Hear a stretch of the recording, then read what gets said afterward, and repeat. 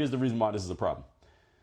Because if it just stayed on the internet, that'd be one thing. But what happens is most people eventually put their phones down and you do engage with other human beings. You may not do it as much as we used to have to do it because now we have this option.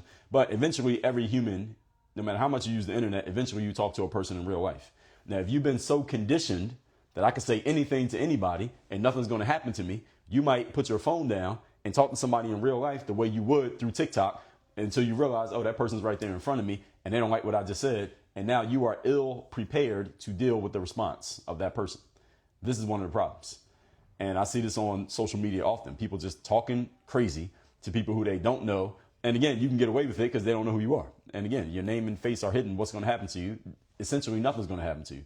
The problem is conditioning people to think that this is normal. And then when you go talk to somebody in real life, which eventually we all have to do, now you have a problem that you're not prepared to deal with. So if you do this, again, this is toxic femininity. And I see this behavior distributed, again, about 50-50 between males and females. I see women doing this too, talking all kinds of reckless to people who they don't know in person and online.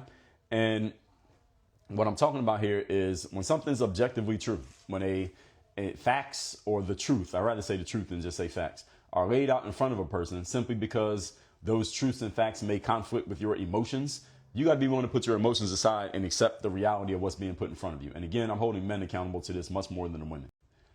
A woman, you can give her all the logic in the world. If she is in her emotions, it doesn't matter what you say. Any of you men out there who have been in an argument with a woman, especially a woman who you're in a relationship with, you know this to be very true. If a woman's in her emotions, you're not going to logic her out of it. It is impossible.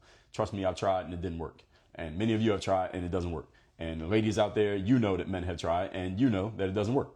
Now, if the two men are having a conversation, however, a man should be, man should be able to say, hey, I feel this way.